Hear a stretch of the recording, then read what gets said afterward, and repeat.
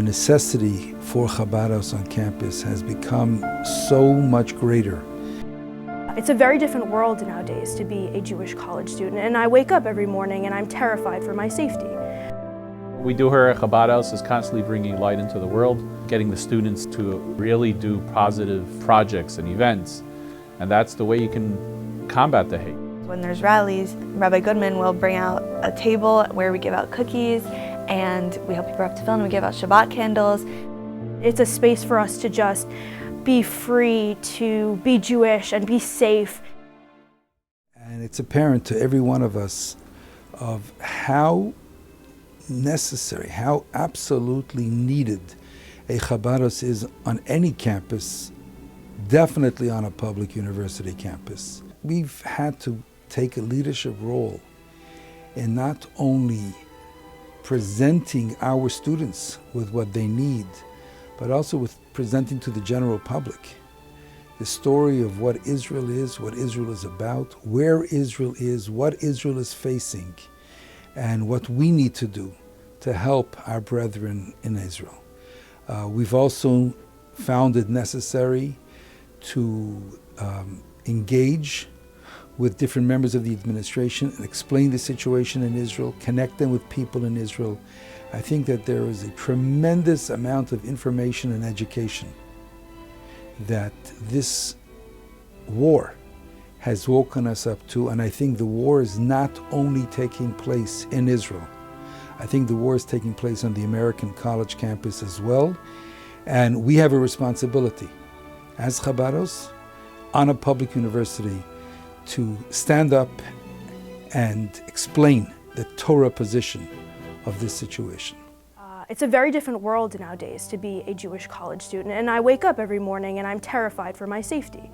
I walk down College Avenue, my little pepper spray bottle. No longer is that just like, oh, to make me feel safe at night. Now I feel like something that I have to have on me at all times. It can be difficult to see, rallies or certain posters that can be difficult to look at. And it's very nice to come back to like a safe haven where like you have a community around you that makes you feel very safe and very understood. And that's partially what the Chabad House does, is that it's a space for us to just be free to be Jewish and be safe. And the rabbi and the rebbitzin, their roles are they're this guardian figure in our lives where they help us feel connected to our Jewish community and calm. And one of the days that I was most stressed out and panicking and like just so overwhelmed, I went to challah baking with the rebbitzin and I just braided challah for 2 hours, put egg yolk, braiding the whole thing. And I felt connected to my community and to my Judaism. And I don't look very stereotypically Jewish, but even still, I've had negative interactions. My friend, whose dorm is like right next to me, her mezuzah was stolen. We found it on a shelf in the women's bathroom after she reported it stolen and messaged in the chat that she contacted the RUPD. So I would say the Chabad House plays many roles. I would say it's a home. I would say it's an education center. I would say it's a family. It's a place to make new friends. And it's also just a fun place. We have so many really fun events that go on every single day of the week. My favorite event is on Wednesdays. It's Sushi and Soul. You go there and you make however many sushi rolls you want and you learn Torah. And we have a lot of really nice Torahs and speakers, Shabbos meals. So really it's just, there's no other way to describe it except for the Chabad House. It's all of those things and more.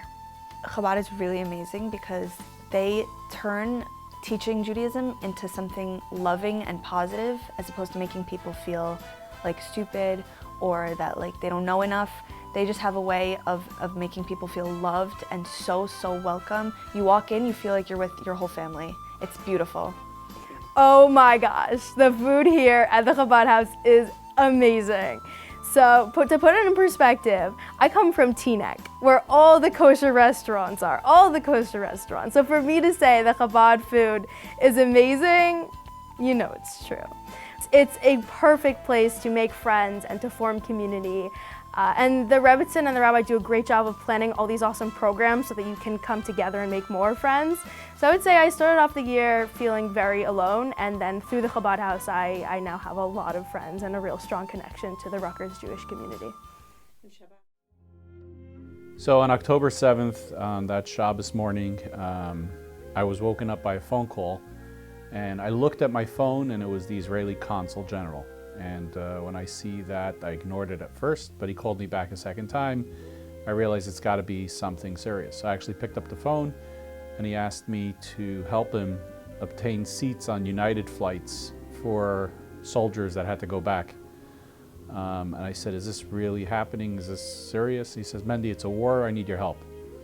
So I right away got him in touch with the right people at United. As a chaplain of the Port Authority, we were able to help him that first day with United seats. We realized that there was a need for different supplies in Israel, basically all the contents of paramedic bags.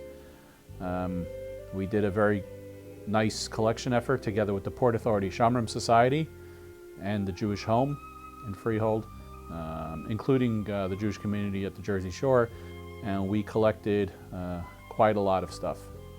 We got the students here at Rutgers to be involved in putting together all of that because that had to all go in duffel bags. Students helped pack it, and we had, I think it was 14 full duffel bags, up to 70 pounds each.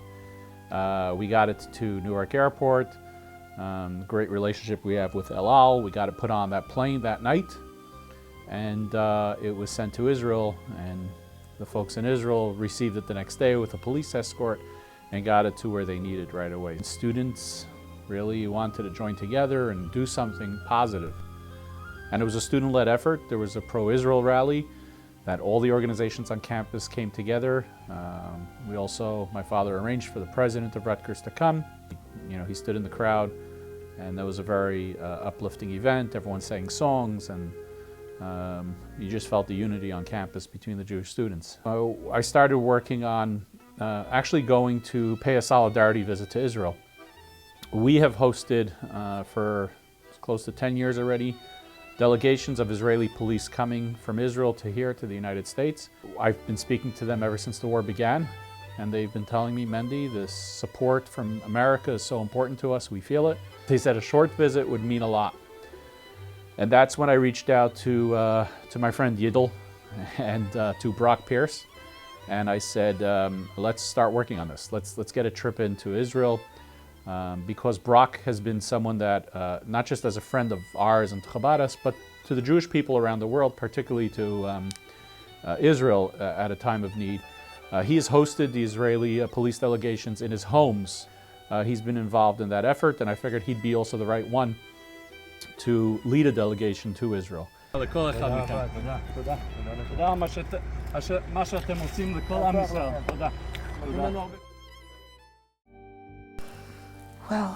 we heard, that something had happened, that a war had started. Some students came down and told us. And it was during services, my son said, Mommy, there's a girl crying at the door. It's not the first time someone's appeared crying at the door, and they're like, Mommy, come to the door. But this time I got there, and she was inconsolable. I came to her, she was shaking, and I took her hands, and she put her arms around me, and she fell onto me.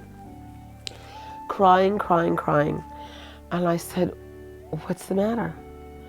And she said, my very, very, very best friend is dying. She goes, he's in Israel. So I said, oi. I said, that's terrible. He's her next door neighbor. She grew up with him in an apartment in Tel Aviv. She said that on Shabbat morning, the army will call once and you don't pick up. The second time you don't pick up. The third time you must pick up. He picked up and he was told that he must report right now. How do you know that he's dying? She says, well, when someone dies, they come to the house and they tell you. So I said, so he's not dying, he's dead. She said, yes. I couldn't believe that. There's a Jew, an Israeli, who has never heard of Chabad before. She lived a month already on campus and hadn't interacted with her family. Just gave her a hug, truly like a sister. We had just met, but she didn't have any Jewish people around her that could understand what she was going through. And that Chabad was the place that she came to feel like she finally has a family that can be there for her during this time was something else. And by the time she left, everyone was putting their names in her phone. She has lots of friends now, lots of Jewish friends. And we got her some Israeli food, kariot and osam and bamba, and she's and she's doing well. She's doing well. I gave her Shabbos candles. She said she's been lighting Shabbos candles. She comes to challah baking, and she's a good friend. We're happy to have her.